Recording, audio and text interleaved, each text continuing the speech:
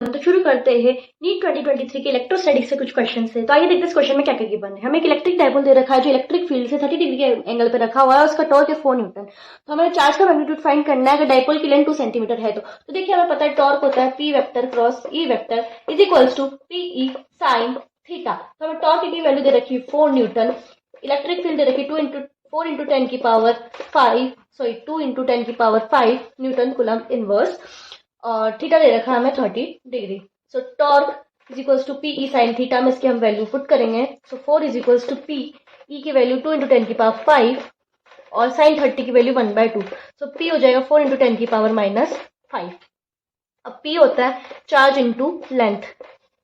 सो 4 into 10 की power -5 is equals to charge और length है 2 सेंटीमीटर, 2 इंटू 10 की पावर -2। सो क्यू हो जाएगा 2 इंटू 10 की पावर -3 कुलम, यानी Q is equals to 2 milli coulomb.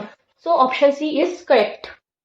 आगे बढ़ते एक और क्वेश्चन की तरफ। तो देखिए इस क्वेश्चन में हमें क्या दे रखा है कि एक चार्ज एक क्यू माइक्रोकुलम का वो एक क्यूब के सेंटर पे रखा हुआ है। तो देखिए ये रहा हमारा क्यूब, इसके सेंटर पे हमने क्यू चार्ज कर दिया। तो हमें एक फेज से निकलने वाला फ्लक्स बताना है। तो देखिए एक क्यूब से निकलेगा flux Q by epsilon not, और एक क्यूब में होते हैं 6 फेसेस। तो 6 फेसेस से निकलेगा क्यू बाय एप्सिलॉन नॉट, तो 1 फेज से निकलेगा Q अपॉन 6 एप्सिलॉन नॉट, और Q है माइक्रोकुलम में तो 10 की power -6। Option D is correct. तो आगे बढ़ते हैं दूसरे क्वेश्चन की तरफ। तो देखिए इस क्वेश्चन में हमें क्या गिवन है।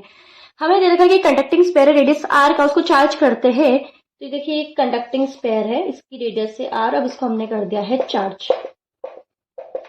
ओके, तो अब हमसे पूछा है कि स्मॉल आर डिस्टेंस जो कि कैपिटल आर से बड़ा है उस पॉइंट पे इलेक्ट्रिक फील्ड कितनी होगी। अगर V है सरफेस पे पोटेंशियल, सरफेस पे पोटेंशियल होता है K Q upon capital R. हमें पता है electric field outside this pair होती है K Q upon small R square. तो इधर से हमने के क्यू की वैल्यू निकाली तो वो आएगा V इंटू आर। तो इसमें पुट करेंगे तो V into R upon small R square. So option C is correct. तो आगे बढ़ते हैं एक और प्यारे से क्वेश्चन की तरफ। तो देखिए इस क्वेश्चन में हमें क्या दे रखा है। हमें दे रखा है एक डाइपोल और पॉइंट पी पे पोटेंशियल पूछी। तो देखिए कितना आसानी से ये क्वेश्चन हो जाएगा। सॉल्यूशन, पोटेंशियल हो जाएगी V माइनस क्यू की वजह से प्लस V क्यू चार्ज की वजह से। अब माइनस क्यू और P के बीच का डिस्टेंस देखिए 3 तो इतना, 5 इतना। सो V हो जाएगा के क्यू बाय 8 प्लस क्यू की और P की डिस्टेंस है 5 माइनस 3 2। सो के क्यू बाय 2, सॉरी इधर माइनस के क्यू बाय 8।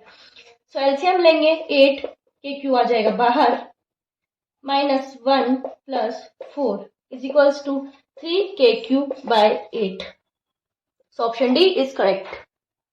आगे बढ़ते हैं क्वेश्चन की तरफ। तो देखिए इस क्वेश्चन में क्या दे रखा है। 6 चार्जेस है जो कि हेक्सागन की साइड पर रखे हुए, उसकी साइड है डी, और हमें क्यू नॉट लाना है सेंटर पे इन्फिनिटी से। तो हमें वर्क डन फाइंड करना है। तो हमें पता है वर्क डन जो होता है वो होता है Q इंटू वी।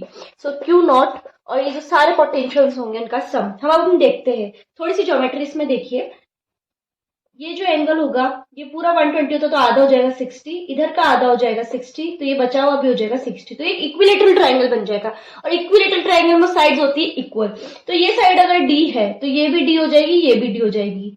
तो सभी चार्जेस का सेंटर से डिस्टेंस हो जाएगा डी। तो हम यहाँ देखते हैं तो क्यू नॉट 3 तो क्यू चार्ज है प्लस, तो 3v क्यू की वजह से प्लस 3v माइनस क्यू की वजह से। क्यू हमने 3q कर दिया क्योंकि साल सबकी डिस्टेंस सेम रहेगी, तो माइनस क्यू की वजह से सारा पोटेंशियल सेम रहेगा।